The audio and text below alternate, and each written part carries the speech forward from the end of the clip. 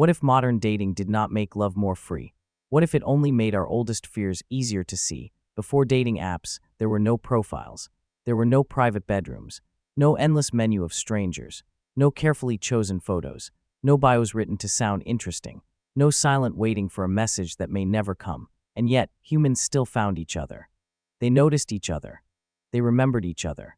They chose. They bonded. They stayed close enough to survive. Maybe love did not begin as a fantasy.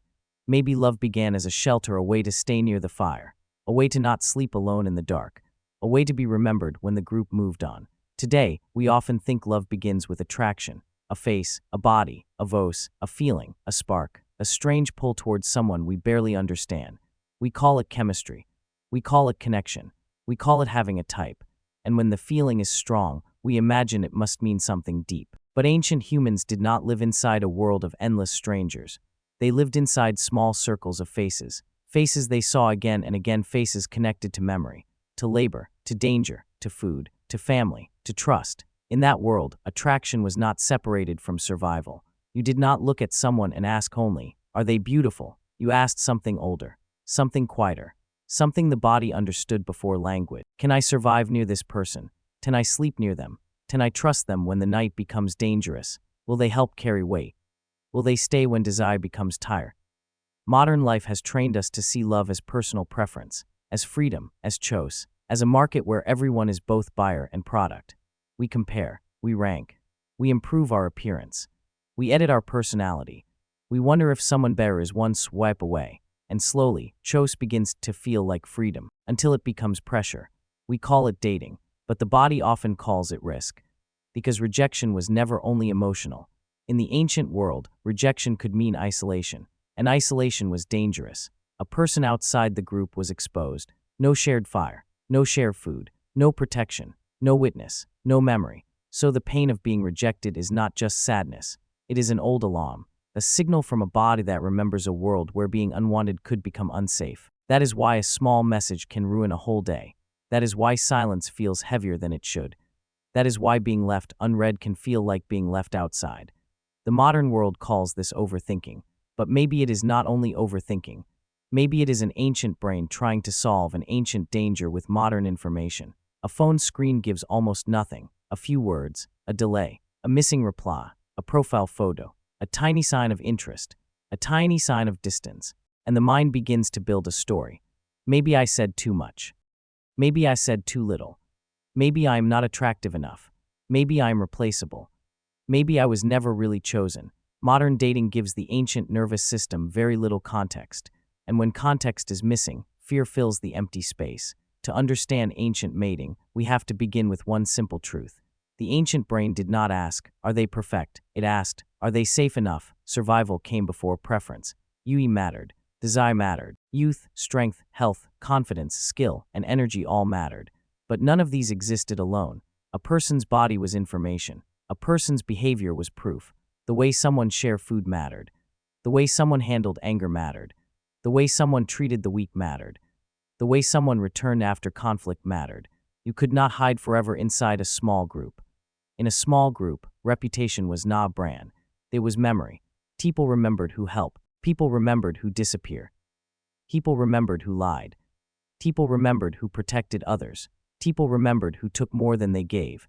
And because everyone depended on everyone, behavior became part of attraction. Generosity became attractive. Competence became attractive. Calmness became attractive. Courage became attractive. Kindness became attractive. Not because ancient humans were morally pure, but because everyone needed everyone. A partner was not just a lover. A partner was a witness, a helper, a defender, a future, someone who might stand beside you when food was scarce, someone who might remember your child, someone who might help carry the invisible weight of being alive. This is where pair bonding becomes powerful. Human children needed time. They were fragile for years. They could not simply be born and survive alone. They needed care, protection, food, teaching, attention, a stable circle. So attraction alone was not enough. The question was not only, who do I desire? It was, who will stay when desire gets tired? Who can carry weight? Who can be calm in fear? Who can repair after conflict? Who can be seen by the group and not collapse? Who can live close enough to be known? This is the part modern dating often removes. It removes witnesses. It removes context. It removes slow observation. It removes the ordinary evidence of a person's character. Instead, it turns a whole human into a first impression, a face, a sentence, a few signals, a small performance of identity. And then we wonder why everyone feels replaceable. Ancient attraction was slow because life was slow. You saw someone across many days. You saw them succeed. You saw them fail. You saw them repair. You saw them handle shame. You saw whether their kindness survived a bad day. You saw whether their confidence was real or only a mask. You saw whether they were useful only when admired, or useful even when no one was praising them. That is information no profile can show. Modern dating compresses the beginning. It asks us to decide quickly, to feel quickly, to impress quickly, to judge quickly. And because everyone is judging quickly, everyone begins to perform. The cool mask, the successful mask, the unbothered mask, the mysterious mask, the healed mask, the mask that says, I do not need anyone. But the problem with masks is simple. A mask can attract attention, but a mask cannot be loved. Only the person behind it can be loved, and the person behind it is often terrified. Terrified of being too much, too needy, too ordinary, too available, too emotional, too honest, too human. So modern love becomes a strange performance. People want intimacy, but fear looking desperate. People want commitment, but fear losing options. People want to be known, but fear being seen clearly. People want someone to choose them, but they also want to look like they do not care. This is the modern contradiction. We want ancient safety, but we live inside modern speed. We want slow trust, but we use fast signals. We want deep bonding, but we meet each other through systems designed for selection. And selection changes the way people feel. When love becomes a market, every person becomes a product. Every photo becomes evidence. Every flaw becomes a possible reason to be abandoned. Every silence becomes a ranking. Every comparison becomes a quiet wound. You begin to watch yourself being watched. You begin to ask how you appear, how you sound, how interesting you are, how desirable you seem, how much power you have, how much weakness you can hide. This is not just vanity. It is self-surveillance. The ancient eye of the tribe has moved inside the modern mind. Once, the group watched you. Now, you watch yourself for the group. You become both the performer and the judge, both the mask and the person suffocating behind it. This is a human cost. Not only loneliness, not only rejection, but the slow loss of naturalness. The feeling that you cannot simply exist. You must present, you must signal, you must prove, you must stay attractive, stay interesting, stay calm, stay valuable, stay chosen. And if someone disappears, the mind does not always say, that was one person. It says, this means something about me. This is where pain becomes identity. A rejection becomes proof. A ghosted message becomes a mirror. A failed connection becomes a verdict. And the person begins to ask a terrible question. What is wrong with me? But maybe the better question is different. What kind of world makes people feel this replaceable? Ancient humans had fewer options, but more witnesses. Fewer strangers, but more memory. Fewer performances, but more consequences. That does not mean ancient love was better. It was not simple. It was not pure. It was not romantic in the modern sense. There was pressure. There was conflict. There was jealousy. There were limits. There were arrangements. There was danger. There were power struggles. There was no perfect past waiting behind us. But ancient love was heavier. It carried family. It carried survival. It carried reputation. It carried the fear of being left behind. Modern love often feels lighter at the beginning.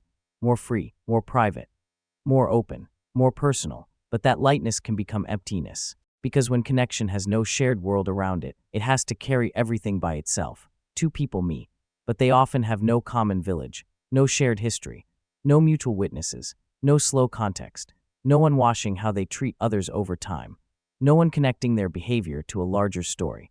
So the relationship must become everything at once: romance, friendship, validation, therapy, status, escape, entertainment, identity, safety. And under that pressure, many connections break before they become real. Not because the people are evil, but because the structure is fragile. The human bond needs time to form. Trust needs repeated evidence. A nervous system needs consistency. The heart does not believe words immediately. It studies patterns. It washes return. It washes repair. It washes whether someone stays gentle when they are tired, whether they tell the truth when lying would help them, whether they remain kind when they are no longer trying to impress. Ancient humans did not know this in scientific language, but they lived inside it. They saw the pattern. They saw the person. They saw the mask fall. Modern dating often shows the mask first, and sometimes only the mask. This is why many people feel exhausted before love even begins. They are not only searching, they are defending. They are trying to be open while protecting themselves from humiliation, trying to be hopeful without being naive, trying to be attractive without disappearing into performance, trying to care without losing power, trying to be chosen without looking like they need to be chosen. And beneath all of this is the oldest human hunger, not only for not only for pleasure, not only for romance, but for a place in someone's memory, to be expected, to be noticed, to matter when you are not performing, to have someone wonder where you are, to have someone save a place beside the fire. This is the deeper truth. Humans were not only looking for mating, they were looking for belonging. Mating was never just physical. It was social. It was emotional. It was symbolic. It said, you are not outside. It said, you have a place. It said, someone sees you as worth returning to. That is why casual rejection can feel ancient. It touches the part of us that fears being outside the fire, outside warmth, outside protection, outside memory, outside the story. The tragedy of modern love is not that people have too many choices. It is that choices often come without context, without community, without patience, without enough time for trust to become visible. A person can be dismissed before they are understood. A bond can be broken before it has roots. A human being can be reduced to timing, wording, looks, and immediate chemistry. And because everyone knows this, everyone becomes more careful, more guarded, more strategic, more afraid to reveal need. Need becomes dangerous. Need is not weakness. Need is one of the oldest signs of being alive. A human without need is not strong. A human without need is disconnected. The problem is not that we need each other. The problem is that modern life often makes need feel shameful. It teaches people to appear independent, unbothered, self-contained, always moving, always improving, always above attachment. But the body knows the truth. The body wants warmth. The body wants safety. The body wants rem. The body wants someone whose presence makes the world feel less hostile. That is not childish. That is human. The world changed faster than the heart. The phone changed faster than the nervous system. The city changed faster than the tribe. The market changed faster than belonging. And now we are ancient creatures standing in modern rooms, holding glowing screens, asking questions our ancestors would understand immediately. Am I wanted? Am I safe? Will they stay? Do I matter? Would anyone notice if I disappear? These questions are not shallow. They are not dramatic. They are not signs of weakness. They are old. They are older than dating, older than marriage laws, older than romance novels, older than cities, older than the words we use to explain them. The desire to be chosen is the desire to be held inside the mind of another person, to become part of their map of the world, to not be random, to not be temporary, to not be invisible. This is why love can feel so powerful. It gives the self a witness.